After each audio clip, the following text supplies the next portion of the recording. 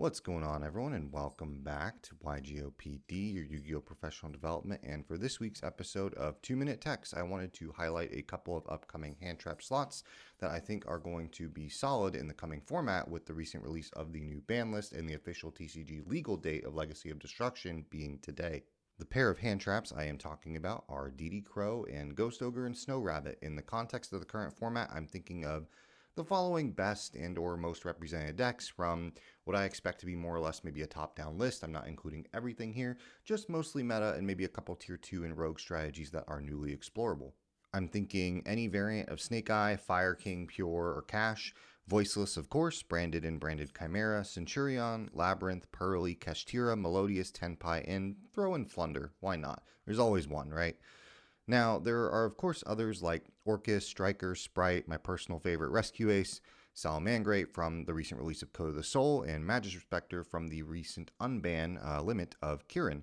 But we'll have to see how the format unfolds. I also wanted to stick to maybe these 10 decks just because anything more than that in the video becomes a bit too long for 2-minute tech videos.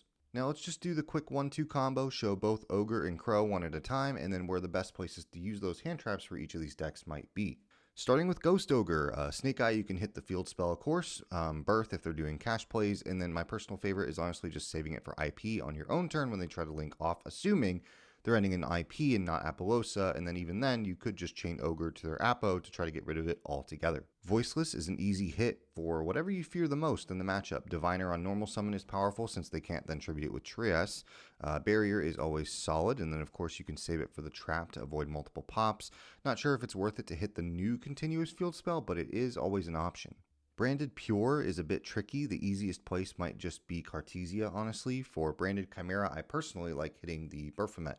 It forces them to have a hard-drawn Chimera fusion, or another way to quick fuse in response. Centurion, I'm a bit paranoid, so I always try to save it for Crimson Dragon to avoid the turn skip, since the deck is just extra consistent now with the new Synchro monster and the spell, both from Legacy Destruction, and the new Synchro also protects the field spell as well, so you can't Ghost Ogre that like you used to be able to in the past. Lab is a bit awkward. The field spell doesn't activate, just a continuous effect that's tacked on to any of their traps. You could try to remove the Ariana on normal summon, or just save it for one of the ladies to help reduce the protection they already have and keep names off board. Yama is a decent one if they lead with it, just to make them burn more resources to do the Unchained line, but Lab is probably one of the harder ones for Ghost Ogre in particular. Pearly hasn't changed a whole lot, it's just the field spell in my opinion, or the little cat on their turn that they're trying to use to Xyz up into. You just pop that and then they don't get that summon. I would argue for Cash that it's almost always Birth, especially since we're in a heavy Snake Eye format still. They're trying to keep that on there and resolve and banish pieces out of the graveyard. You could argue other odds and ends like Preparations or Rise when it tries to do the level modulation just to slow them down a bit and keep bodies off the board.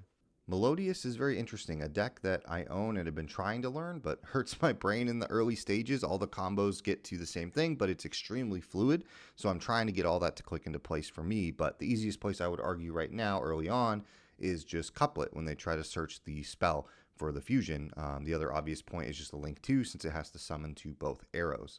For Tenpai, it's honestly whatever name they have that you feel slows them down the most. It will also most likely have to be in the battle phase because of the field spell, so you either want to stop the initial synchro line or keeping them off of any of the bigger names can be equally as good too.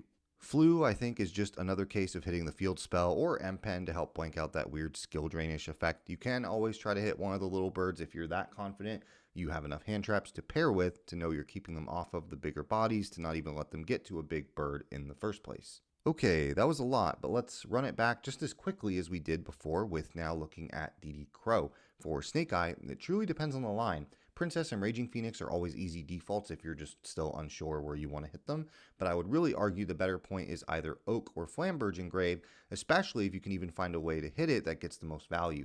The easy example of this is some Snake Eye lines will use either Ash or Oak to send itself along with a Flamberge to then summon another Flamberge. If you chain the DD Crow when they send those two as cost on the Flamberge that's engraved, it gets banished, and in resolution it's not engraved where it's supposed to be to activate in a new chain, thus they can't use it. For Voiceless, there's a couple obvious points I always focus on. If they tribute the low for Skull Guardian, then your best place is just to hit the low at a graveyard so they can't get it back. Same thing applies to whatever they target with Dynamundo. The last place I would be trying to use it is maybe hitting the ritual spell out of grave if they only have one, and you're trying to find a way to break their board without really running into that floating effect that ritual spell gives them. Branded Pure for me is always 2 spots, usually Branded in red or Sanctifier if they're going for the stupid puppet lock turn skip crap.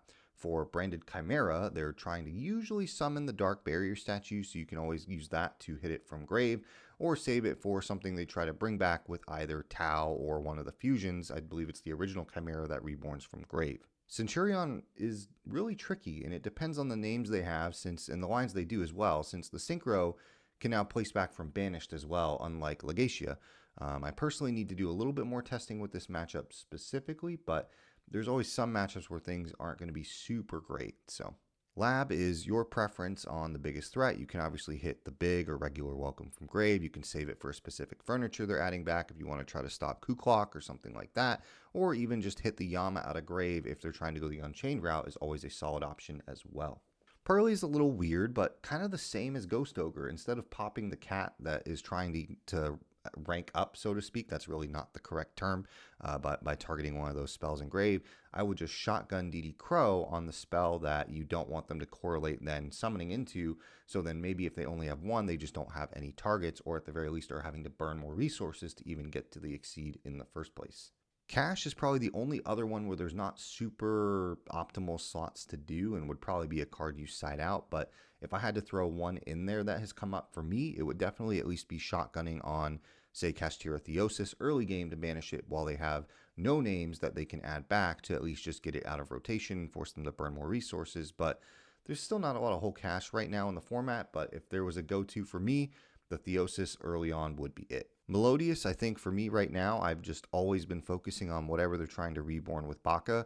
Most of the time they're going to try to get, I forget what name it is, but it's the body that lets them fuse. It has an additional fusion effect, so slowing them down quite a bit, removing the monster and the fusion effect to summon from the body they're trying to reborn is quite important. For Tenpai, I don't remember the names of which one does what, but one of them has the monster reborn effect, so targeting what they're trying to reborn is always the easy go-to.